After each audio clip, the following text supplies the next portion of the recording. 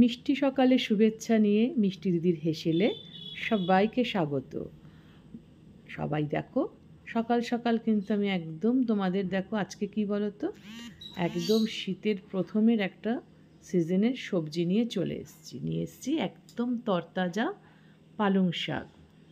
তো আজকে বানাবো পালং শাকের কি বানাবো, পালং শাকের তোমার পনির দিয়ে পালং পনির। তো একটু ইয়াম্মি ইয়াম্মি করে করব। আর সিজনের ফার্স্ট সবজি তো বেশ ভালোই লাগে, এরপরে কিন্তু এর মূল্য অত থাকবে না বলো। তো যাই হোক, প্রথমে একটু নুন দিয়ে বয়েল করে নিচ্ছি। আর তোমরা দেখতে থাকো, কিন্তু আমি কিন্তু অনেকগুলো টিপস ভেতরে দেব, যার জন্যে কিন্তু জিনিসটা খুব মানে কালারফুল অ্যান্ড খেতেও ভালো হবে। কারণ হচ্ছে এই যে পাতাটা যে বয়েল করলাম, এই যে গ্রিন ভাবটা ধরে রাখার জন্যে আমি কিন্তু ওর মধ্যে দিয়ে দিয়েছিলাম একটু পাতিলেবুর রস আর নুন। ওই পাতিলেবুর রসটাই কিন্তু সবুজ পাতাটাকে ধরে রাখতে সাহায্য করবে। আর পাতাটা আমি স্টেনারে ঝেড়েও নিয়েছি। আর এদিকে দেখো, কড়াইতে কিন্তু আমি একটু বাটার একটু সাদা তেল দিলাম। দেওয়ার পরে কী কী করছি দেখো, এর মধ্যে দিয়ে দিলাম একটু সাজিরে, একটু গোলমরিচ। ভালো করে দেখো, এক একজন এক একভাবে করে। তো আমি কিন্তু যেভাবে আমিও বিভিন্নভাবে করি, আমার আগে একটা ব্লগে অন্যভাবে দেয়া আছে, তোমরা চাইলে দেখে নিতে পারো। আর আজকে দেখো লঙ্কা, পেঁয়াজ, টমেটো, রসুন দিয়ে আর সাজিরে, গোলমরিচ, মানে তোমার ওই বাটার আর একটু হোয়াইট অয়েল দিয়েছি, দিয়ে ভালো করে এটাকে একটু সতে করে নিচ্ছি। সতে করে নিলে কি হয়, জিনিসটা খেতে খুব ভালো হয় আর কাঁচা গন্ধ লাগে না। আরও কিন্তু আমি কিছু কিছু জিনিস অ্যাড করব। এই যে দেখছো এটা যে সতে করছি, আচ্ছা বাই দা বাই, আমি যে আগের প্রিপারেশন মানে অন্যভাবে বললাম দেখিয়েছি, সেখানে কিন্তু আমি এই বাটারের সঙ্গে পাতাটাকে কিন্তু মানে একটু ভাজিনি। তো আজকে বলেছি একটু অন্যভাবে করছি। তো দেখতে থাকো, একটুখানি আমি নুনটা কোথায় দিচ্ছি দেখো, নুনটা দিচ্ছি একটু জলে, একটু নুন দিচ্ছি। কী দেবো এর মধ্যে, যে আমরা দেখি না দোকান থেকে কিনে আনলে পনির কেমন একটা থাকে, পনির কি করে সফট হবে, একদম তুলতুলে নরম হবে, খেতে একদম ইয়াম্মি ইয়াম্মি, মানে মুখে দিলে ক্রিমি হবে। তার টিপস হচ্ছে, জলে একটু নুন দেবে, হালকা উষ্ণ জলে, আর একটু বেকিং সোডা দেবে অল্প একটু, দেখবে পনিরের মাত্রা কোন লেভেলে যাচ্ছে।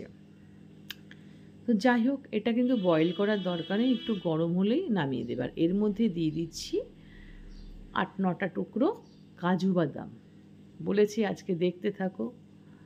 আচ্ছা দেখো, আমার কিন্তু পুরো জিনিসটা কিন্তু ভালো করে ভেজে নিয়েছি, নিয়ে কাজু বাদামগুলো কিন্তু তুলে নিয়েছি গরম জল থেকে, তুলে এইবার মিক্সিতে পেস্ট করে নিচ্ছি। আমি কিন্তু আগের বারের যে রেসিপিটা দেখিয়েছিলাম পালং পনিরের, তাতে কিন্তু এভাবে করিনি। তো আমি আবারও কড়াইটা পরিষ্কার করে নিয়েছি, নিয়ে ওর মধ্যে হোয়াইট অয়েলের মধ্যে একটু বাটার দিয়েছি। কারণ হচ্ছে পালং পনিরের কিন্তু মেইন ইনগ্রিডিয়েন্টস কিন্তু বাটার না দিলে টেস্ট হয় না।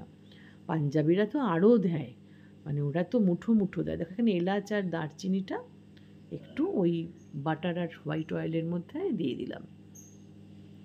শুধু বাটার দিলে হয় কি, ধোঁয়ার মতো পুড়ে যায় একদম, একটু হোয়াইট অয়েল যোগ করতে হয়। দেখো সুন্দর একটা মসৃণ পেস্ট করে নিয়েছি। এই রকম মানে প্রিপারেশন তুমি যে এইভাবে করতে পারো, যে খায় না সেও খাবে। দেখো একটু দিয়ে দিলাম ওর মধ্যে হিং। হিংটা তোমরা নট নেসেসারি যে দিতেই হবে, কারণ অনেকের শারীরিক প্রবলেম থাকে, ওষুধ খায়, মেডিসিন খায়, তাদের মানে দেয়া বারণ। তো যাই হোক, দিতে থাকো, দিলাম, দিয়ে পেস্টটা দিয়ে দিলাম, দিয়ে এবার আস্তে আস্তে করে পুরো পেস্টটা একটু ভাজতে হবে। যদিও আমি পুরো জিনিসটা কিন্তু বাটারে আমার সতে করা আছে, মানে হালকা হাতে ভাজা আছে, অতটা কিন্তু কাঁচা গন্ধ হবে না। তো যাই হোক, আমি তাও একটু করে নিয়েছি ভাজাটা। সুন্দর করে হালকা হাতে একটু নুন দিলাম, নুনটা দিয়ে তুমি মেজারমেন্ট একটু চেক করে নেবে। দিলাম জিরের গুঁড়ো, একটু ধনের গুঁড়ো। আর কি দিচ্ছি, দেব হচ্ছে, দেখতে থাকো, মানে পুরোটাই তো হচ্ছে তোমার একটু অন্যরকমভাবে করছি, তা দিয়ে দিলাম একটু হলুদ গুঁড়ো, দিয়ে ভালো করে এটাকে সুন্দর করে ভাজতে হবে। ভাজতে ভেজে, তার ভাজা ঠিক কথাটা না, এটা হচ্ছে ভালো করে টানাতে হবে, যেমন কচুর শাক টানায় ওরকম করে টানাতে হবে। আর একটা জিনিস দিচ্ছি দেখো, যেটা কিন্তু মানে স্বাদের মাত্রাটা বাড়িয়ে দেয়, সেটা হচ্ছে একটু পাতিলেবুর রস। তো পাতিলেবুর রসটা দেওয়ার পরে পুরো জিনিসটা কিন্তু মুখে দিয়ে চেক করে নেবে যে নুন, ঝাল, মিষ্টি প্রত্যেকটা জিনিস ঠিক আছে কি না। আর মিষ্টি দিদির এরকম ইউনিক ইউনিক রান্না যদি তোমাদের ভালো লেগে থাকে, অবশ্যই কিন্তু তোমরা কী করবে, নতুন বন্ধুদের উদ্দেশ্যে বলবো, তারা আমার পাশে থেকো, সাথে থেকো।